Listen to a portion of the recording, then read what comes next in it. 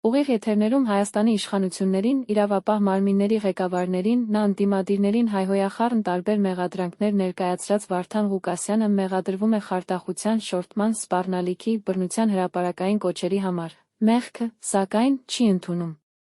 Հերքելով մանկապղծության մեղադրանքի մասին լուրերը, փաստաբանը նշում է, որ շուրջ 2 տասնյակ մեղադրանքների շարքում մի դրվագ կա, որը վերաբերում է մանկահասակ երեխաների պոռնոգրաֆիկ լուսանկարների տարածմանը։ Ոչ թե մանկապղծության հոդվածով, այլ երեխաների պոռնոգրաֆիկ նկարներ տարածելու մեղադրանքով, որը իրականության հետ աղերս չունի։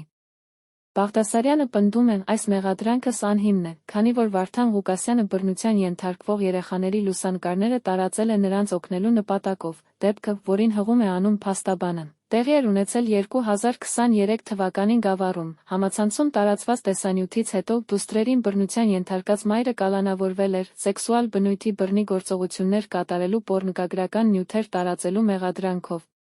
Երեխաներին մայրը ստիպել էր, որպեսզի զբաղվեին պոռնկապարո գործողություններով, շահագրգիռ անձինք դիմել էին իրավապահ մարմինների, ընթացք չէր տրվել, ինչպես շատ այլ հարցերում, որ դիմում էին Վարդան Ղուկասյանի օգնությանը։ Դիմել էին Վարդան Ղուկասյանի օգնությանը, բացառապես Վարդան Ղուկասյանի հայտարարությունից հետո հանցագործության մասին հարուցվեց, նախաձեռնվեց այդ քրեական վարույթը, ձերբակալեցին մորը, կալանավորեցին հետո, որից հետո երեխաների հետ հոգեբան աշխատեց, մանրամասնեց փաստաբանը, շարունակելով.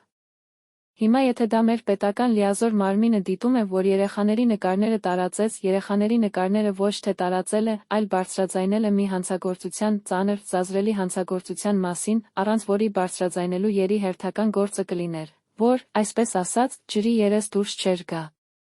Մեղադրանքների այս փաթեթը ներկայացնելով ամերիկյան կողմին, Հայաստանի դատախազությունը պահանջում է ԱՄՆ-ից արտահանձնել Վարդան Ղուկասյանին, մոտ 3 ամիս է, ամերիկյան դատարանն ուսումնասիրում է դատախազության այդ միջնորդությունը, սակայն առ այսօր վերջնական որոշում չի կայացրել։